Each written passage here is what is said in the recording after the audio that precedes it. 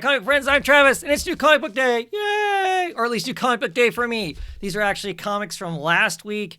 January 8th, 2020. My books came late due to holidays and weather and that sort of stuff. Actually, they came yesterday.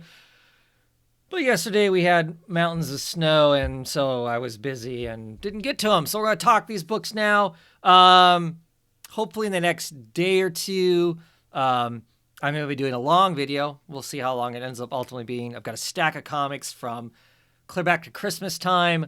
I'm going to see how many of those I'm going to talk about. I think I'm going to enlist the disembodied voice to talk books with me. And we're just going to ramble. Not really a review. But we're going to ramble. We're going to ramble about some books that we've been reading, what we think of them, and that sort of stuff, and get back into the swing of doing all the fun stuff that I have to do with comic books now that I am actually caught up, other than the books I'm going to be showing you now, which clearly I need to read those. The day this video gets posted, it's probably comic book day again. I've been struggling with some eye issues. You can see I got this funky cyst on my eye that I've had some work done on, and suspiciously it's not going away. Isn't that ugly? I don't know if you can see it or not because I closed my eye to show it to you. Anyway, let's get on to some comics, shall we? Moonshine, issue number 15. I know that's supposed to be a werewolf, but doesn't it look more savage monkey-like? Well, I guess the snout's long enough to maybe. I'm enjoying Moonshine quite a bit. I like where the characters are going. Love Eduardo Rizzo's art. That's what it's really all about. I'm so excited for that. Book I always have a fun time reading. Immortal Hulk. This is issue number 29. We'll see what all goes on here as the Hulk is trying to shut down this corporation at this point that kind of like is running an equivalent of a Facebook and a bunch of other stuff like that, trying to slow the human race down some to make the planet more green or that sort of thing. There's just a lot of really interesting stuff in there. Still shocked 29 issues in to say that Hulk is a favorite comic of mine because I've never really read the Hulk, but I get a real kick out of it. Gotham City's Monsters, issue number 5. I've not really enjoyed this. I would think I would. It's got lots of kind of characters in it that I like. But it's been very uninspiring as a whole, despite having Frankenstein, Agent of Shade in it, and Killer Croc, and briefly Batwoman, and iVampire, and some of that stuff. It's just not been all that inspiring. So boo hiss to that. But that's issue number 5. One more issue of it left. One of the Hill House comics, all the horror comics here. This is the Dollhouse Family. Issue number 3? Yes, issue number 3. I love these covers. My camera probably will not pick that up, but like the lace and fabric is real. So it's like that. This cover potentially actually parts of it are actual physical substance, like it's a doll, and then they've done some other photoshopping type work on it and whatnot. It's been interesting. It's by the guys who basically did the original Lucifer book, and the last thing they did was the High House, which is pretty brilliant stuff from IDW, I believe is who put that out. Carrie Ross, great group of guys. And this is a story about a dollhouse and a family that lives in the dollhouse and some entity that kind of in control of that and is trying to entice this girl into the house, sort of a thing. So we'll see what transpires there. She's kind of been fighting it along, but we'll see what happens. Issue 2 of Deadpool. I've already dropped this. Issue 1 was enough to let me know I'm just truly not a Deadpool fan. Does not matter who's doing it. I love Kelly Thompson and Balcha on art. Bakula on art. I enjoy quite a bit. Let's see his. What did he do? Last thing I read of his was Jason Aaron's Doctor Strange. But really like the creators, I don't find it funny. I don't find it entertaining. And I think that Kelly Thompson is a brilliant comedic comic book writer. She has great timing. So I figured if she couldn't sell me a book, nobody has an issue. I didn't do it. So I don't know if I'll even read this. because I am just not going to pick up another Deadpool book. I just can't imagine why I would ever want to do that. Issue 20 of Gideon Falls, ever interesting, more and more so, in my opinion, a sci-fi comic more than a horror comic. There are horror elements to it still, but it is definitely not hard sci-fi, but more of this kind of fanciful sci-fi type elements in it, with a kind of multiple dimensions and that sort of thing. But still, a great comic, wonderful artwork by Andrea Sorrentino. Just some great big pages of crazy panel work going on in it, which is always enjoyable. Another Hill House book. Lots of horror comics in my pull these days. This is Daphne Byrne, issue number 1. No idea. Alara Marks wrote, and Kelly Jones is on art. That's the interest for me. And I've just been trying out all of the Hill House books because I like some creepy stuff and whatnot. And Kelly Jones is a classic, kind of a classic artist. So I wanted to see what they look like. I don't know who Laura Marks is at all. As far as that goes, I don't know. That name doesn't ring a bell as being somebody who's written stuff before, but kind of a classic look for Jones's artwork. Sorry, I'm a little choked up today. I don't know what's up with that. But yeah, some good stuff. Some good stuff for a horror book. Jones has the right kind of stuff. Jones's art always kind of reminds me of Richard Corbin's work in a lot of ways. They have the same sorts of style. At least I always kind of see that in there. So there's got some good creepy stuff going on, which will be fun in that kind of, like I said, classic heavy metal Richard Corbin kind of a look, because Kelly Jones kind of portrays that sort of thing in my mind. In his latest issue of Catwoman, issue number 19, Catwoman has enlisted the help of Zatanna at one point to give her some more information. She's dealing with this woman that we basically got introduced to issue number 1, this kind of battle for the city. Not that Selena really wants the city, but she doesn't like being screwed with by somebody. And this is, I think, to some degree, is keeping her preoccupied. So she is not thinking about this fellow. So the Catwoman stuff all happens in between the downfall of Batman and before Bruce Wayne, Batman, comes back to Gotham and takes Gotham from Bane, and Bane City stuff is where this stuff happens. But still dealing with the after effects of the walking away from the wedding. So, and as I pulled this up here, issue number 86 of Batman. This is the new Batman, basically. Starting now, The Dark Knight's most dangerous story yet. Tynion the Fourth is now on the book. He is the main writer for who knows how long. I have heard nothing but, oh my gosh, people are now picking up Batman again after not picking up Batman because they were tired of Tom King. Dying of a new era of great Tony Daniel artwork. We'll see. For me personally, it's going to be hard to step into the shoes of Tom King. He's going to have to take it his own direction. I just finished some more Snyder Batman with that post-apocalyptic last night something or other. I didn't enjoy that at all. So we'll see. We'll see. I'm on board for a while. But Batman is one of those characters I've moved past the have to collect it kind of thing. I mean, I've dropped Detective quite a while ago, so we'll see. We'll see if this holds my attention. I really liked Tanning the Fourth on Justice League Dark, but he left Justice League Dark to write this, so we'll see how that plays out.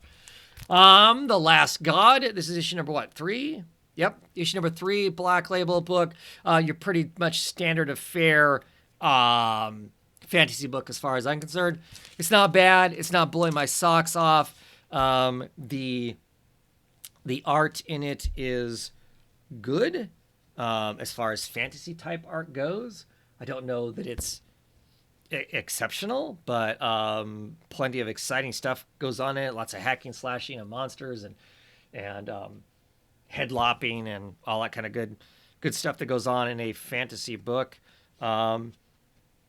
So yeah, well, I'm gonna read it for a while, and because I have been enjoying it, but it doesn't particularly have anything unique about it that makes it that I'm like totally engrossed with it yet. But there's some creepy stuff going on. There's some horrific monsters, and whatnot. At the end of every issue, you get things like this back matter, songs. I mean, literally, songs in here, and some poetry that all set the setting. We get our maps, very J.R. Tolkien-esque as far as that stuff goes. And man, this is just a week for Hill House Comics. Head Full of Baskets, I have enjoyed quite a bit. This is issue number 3, kind of a classic horror movie. Bad guys come after the girl, and then something more horrific kind of helps the girl, devastates the bad guys, but it may be a slippery slope for her also, kind of thing. But it's been good. This is actually a Joe Hill written book, and the artwork by Lee Max has been excellent. Of course, Dave Stewart on colors, multi-Eisner winning colorist, so it's going to look good. Next up, we have Strange Skies over East Berlin. I've loved all of these covers. I like the artwork inside. The artwork inside has a very much kind of a Bill Sekowitz light kind of a thing. It's all set in this bunker in East Berlin. They've captured some sort of an alien entity, but that alien entity is basically kind of possessing them and wrecking all of them. You've got a lot of the Cold War stuff going on, spies and double agents all trapped in this space, trying to protect themselves while also trying to figure out what the heck this thing is that is possessing people or doing something to them. I've much enjoyed it. This might be the last issue of it. It might only be 4 issues. Can't remember for sure. So, Pretty Deadly, The Rat. This is issue number 5, I want to say. This might be the final issue of this. It's been pretty much a Pretty Deadly story, largely. I like some of the earlier Pretty Deadly stories more than this. Rios art with Blair on colors has been quite good. There's some double-page spreads that are amazing to look at, take a while to digest. All really good stuff as far as that goes. I'm interested in the characters that continue to be throughout these different, this is set in the 20s, through these different eras. I like some of the characters who are, that reoccur regardless of what time it is. The daughter of death, Jenny, and some of that stuff, and Coyote and all those characters I like quite a bit. In some ways, the story is much better structured than it originally was.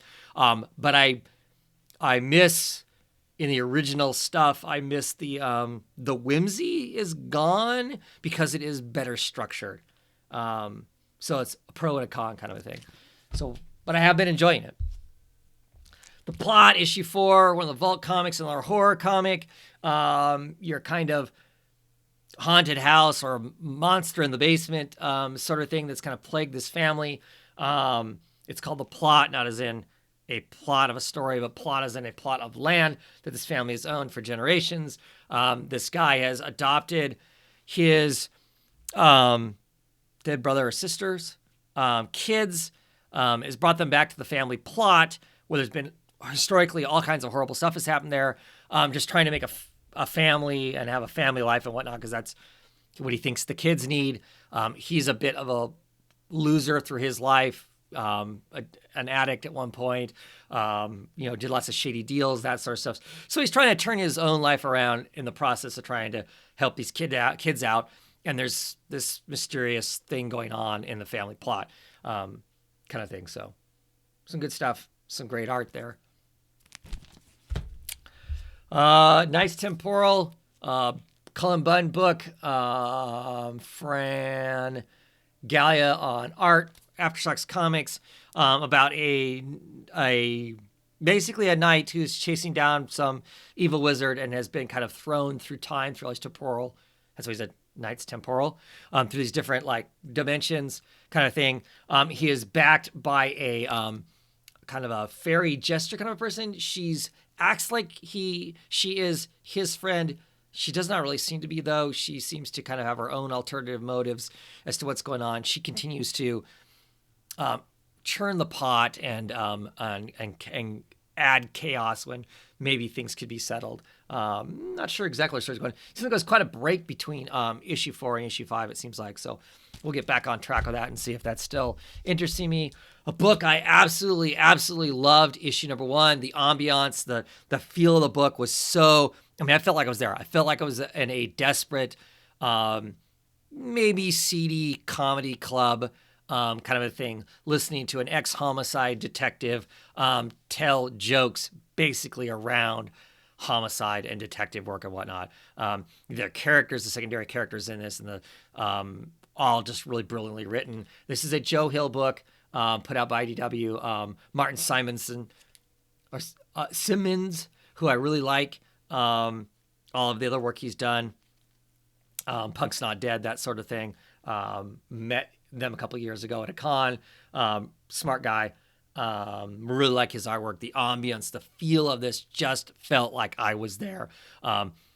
Twist at the end of issue number 1 that, of course, is kind of put this detective on edge, ex-detective on edge. So I'm really looking forward to seeing how issue 2 plays out because, like I said, issue number 1 was just really good.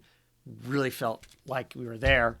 Excited for books that do that for me, so I'm excited to jump on that. And the final issue of Trees, this is 3 Fates, but the final issue of Trees in general for the foreseeable time. Warren Ellis and Jason Howard have decided to go off and do other things. I think they're a great team together. They've done some great work. Love the original Trees a lot. This kind of side story has felt more of a side story, like the trees, the giant alien pillars that have come down are, and the little black flowers and stuff, relatively meaningless. I didn't feel like there was any kind of social commentary during this, whereas the original tree thing had lots of interesting stuff because there were trees in Brazil, China, New York, and we read all these different stories about that, and it felt like something was trying to be told other than just telling a murder mystery, which this is largely a murder mystery as a whole. But this is the end. We'll see what's next for these creators. And that is it. That's my books. Thanks for watching. And hopefully, like I said, hopefully by the weekend, we'll have I'll have another video out, and I'll get back into this whole talking about books because I like talking about books. All right. Have a great one, everybody.